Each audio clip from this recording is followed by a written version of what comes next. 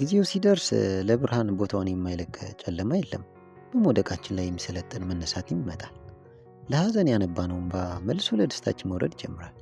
ይህ ነው እኛነታችን። ጊዜው ሲደርስ ያጣነው ነገር እርሱ ራሱ ሲፈልገን ይገኛል። ሐዘን ባይኖር ደስታን የት እናውቀው ነበር? መራብ ሳይኖር ጥጋብ እንዴት እንረዳው ነበር?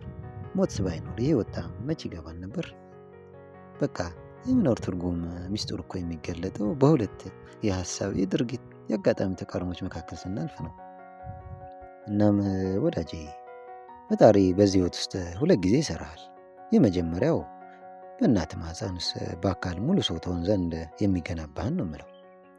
ይቀጥልና በዓለም ውጣ ውረድ፣ ፈተናና ችግር ውስጥ ጽናትህን፣ ብርታትህን፣ እውቀትና አስተሳሰብህን ሁሉ በደንብ እየሰራው ይሄዳል።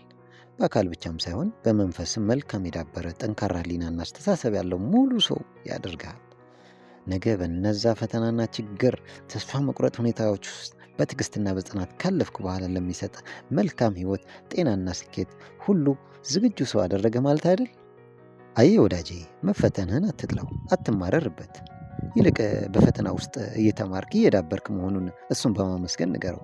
ስታገኝ ብቻም ሳይሆን ስታጣ፣ ስታልፍ ስትሻገር ብቻም ሳይሆን ስትወድቅ፣ ሲመች ብቻም ሳይሆን ሲከፋ ፈጣሪ ማመስገን ፈጽመ አትተው፣ አታቁም።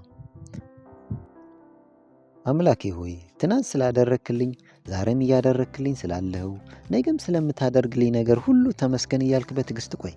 በጥቂቱ ታምነህ የፈጣሪን ጊዜ ታክሰ ከቆየ እመነኝ በብዙ ይሾመሃል። ነገህ ብሩህና ጤናማ እንዲሁም ደስ የሚል ያደርግልሃል።